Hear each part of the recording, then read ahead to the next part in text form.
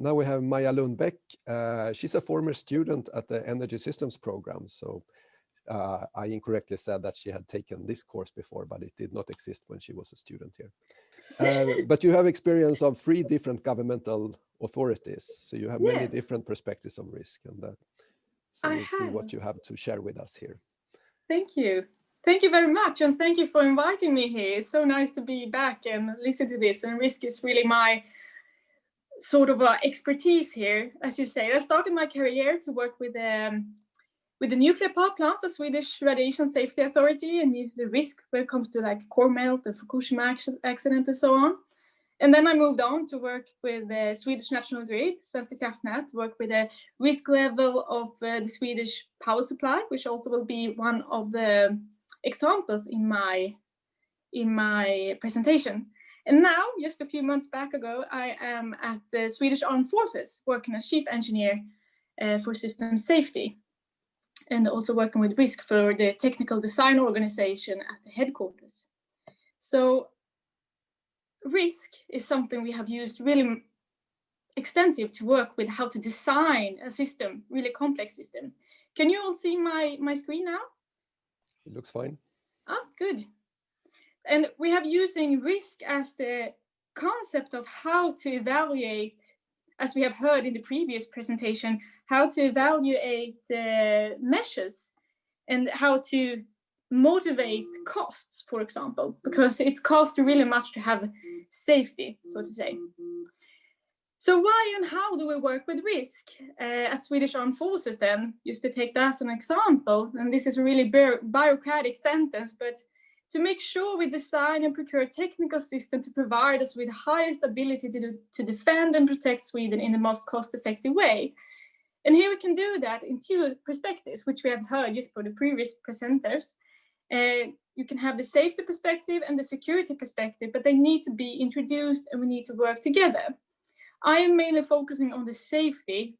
We should not be our own bad luck. We should create systems that will actually work and not harm our soldiers or whoever is using the system. As you can imagine, in the Swedish Armed Forces, we have quite lots of explosives and we have a lot of complex systems when it comes to our military air traffic and so on.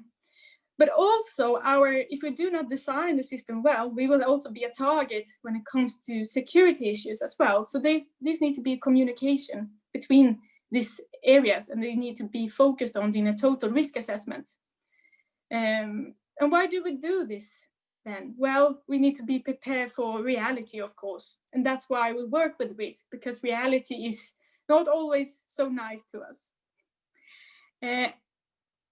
When I talk during this presentation, I will talk through the whole life cycle and also maintaining, not only designing the risk during the concept level or development of a system, but also talking about how to, when you have designed the risk level and accept your risk appetite and so on in a system, when it's okay to fail and so on and so forth.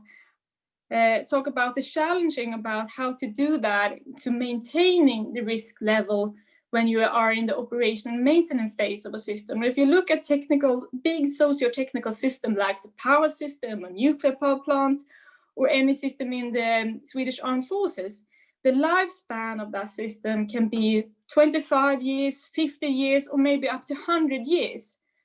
So plans are nothing, planning is everything, and you need to keep on planning during the whole life cycle. You need to evaluate your risk level all the time. But in the beginning of the whole life cycle, like the concept and development, you need to identify your risk appetite and design your risk level. But the challenge when you are starting to use the system is to make sure that you maintain your risk level, because the surrounding will change. If you look at the power system and how dependent we are on electricity today, if you compare that back to the 1970s when the concept of the power system we see today was finalized, it's quite a lot of change. So we talk a little bit about how to approach that. So we start with the concept phase and development phase. So to identify that, we need to have like the ability to make sure we can have a concept. We have, for example, military ability here, military air traffic control. That's quite a complex system, as you can see. But to fulfill that ability, we need to have function, and that's the green part in this picture. The communication, observability, air force. We need to be able to start and landing our aircrafts, of course. And we need also to be able to have joint control, we need to be able to do this together with the Army and the Marine, but also with other countries. And to do this, we need to then identify what kind of technical system to provide these functions to the defined ability. And we need to keep this system of a system perspective, as you can see. And we need to identify that we need to have this operational control room called 3C. We need to have the aircraft, the bases, the radio and sensors, but also the support system. And if you can do this and always relate to your ability, you have much easier to identify your risks. And you also need to evaluate and assess your risk towards your ability. How important is that to you? Well, military air traffic control is quite important to us because it's a core value of our authority, of course. So to do this, you need to break down the ability, function, and system into components. So if we move on here and go to the operational control centers 3C, here you can see some example of risk targets or safety requirements we have used. And we have used them to design the system. And here we have, for example, provided into 3 different safety trains to make sure that we have such a high reliability in this function, but in this part system of the function of communication observability, because it's really important that it always will work. And as you can see in this picture with the 3 safety trains, we say that we are N-3 secure here because we can still operate and deliver the function communication observability from this control room with 1 safety train operating. And that's just to prevent and protect this really crucial part of the system. But we still, which is not shown in this picture, still have a plan to mitigate, because reality will always be there, even if the probability of the operational control center to not be there or have a total system failure is really low, as you can see in requirement E in the picture.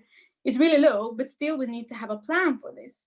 But this is just one example how we used risk to motivate certain solutions. They cost us quite a lot of money, but we are still need to have this function in a proper way.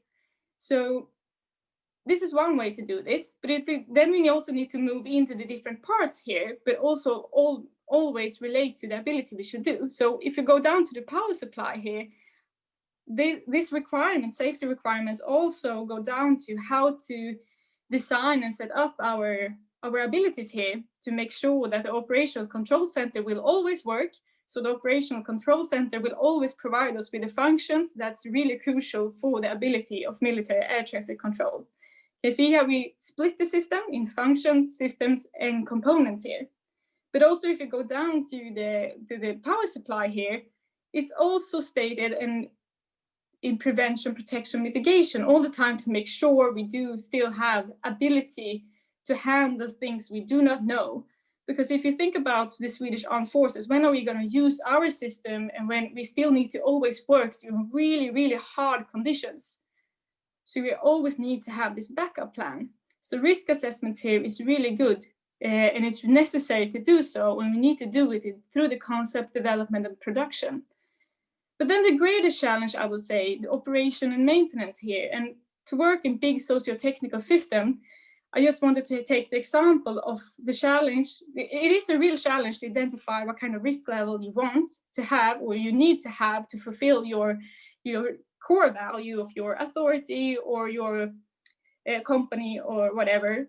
But it's really hard when you have built and designed the system and over time keep it. And we have an example here of, as you can see, when it comes to power supply, even in the Swedish Armed Forces, we are dependent on in some way on the national grid, as you can see. We do have, we are a stakeholder to the Swedish national power supply. And as you all maybe know, especially if you were studying the system engineering program in energy system, you have maybe noticed that there are quite big challenges right now to keep up the power supply. And here we have an already existing system, and the big challenge here is that the risk targets and how to evaluate the risk is already set, but the conditions and the system design is changing. So you need to find new ways of fulfilling already existing risk targets, because the risk level is already defined in the law and should be common for every country in Europe. So as we can see here, with the change since back in the 1970s, we have less nuclear power plants, we have higher demand of electricity, we are more dependent, new dynamics, new technologies, but we still have the fulfillment of the requirements to keep the system in normal state or be able to take it back to normal state. And how do we do that? And how do we handle it when we're seeing that the risk targets is the same, but the system design is changing? So we will have less margin. We will move faster from normal state than before. And how do we handle this? Well, of course, we will go back to the designing of the risk targets here and identify user risk assessments, of course, over the whole system, and different methods, like when it comes to finding measures for normal state and alert state, we can look at the system itself and see how it speaks to us, how it actually, what it wants, what it needs. But when it comes to more rare events and keep up the margins in the system to keep those really unrealistic events, now I will say, like when we looked into the electricity crisis for the risk preparedness plan and saw measures there, we have this incident classification of that a pandemic was really rare. But here we are, and it's happened.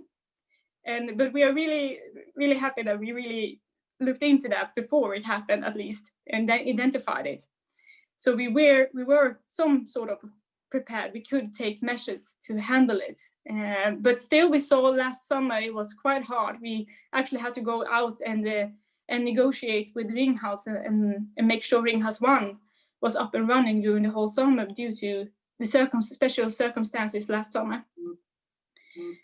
But this, as you can see, we're using different risk approaches, deterministic analysis, and also probabilistics, of course, but also dimensioning criteria, because some things are not able, we are not accepting that. We always need to be able to restore the system after a blackout, for example. It doesn't matter the probabilistic or the incident, whatever happened, we must be able to have a plan for when things goes wrong, so to say. And I think that's my message here, main message here. You can identify all your risks, but maybe we do. I have seen some sort of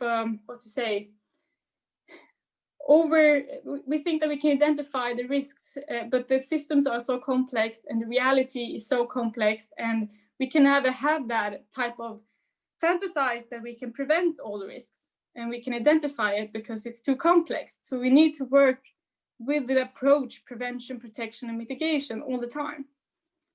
So the summary of this and using risk and identifying what's safe enough, it's a common language between stakeholders as well. It's also common language how to use and evaluate what kind of measures you will take, and also how to design the system. But here, when you have systems which will be there for a really long time, it's really important to never forget the purpose of why the system exists. I can take the example of what we have seen now in the electricity system of that. We have had a really good electricity system, but the past 20 years, it's been really much focus on how to make sure that we have a functioning electricity market.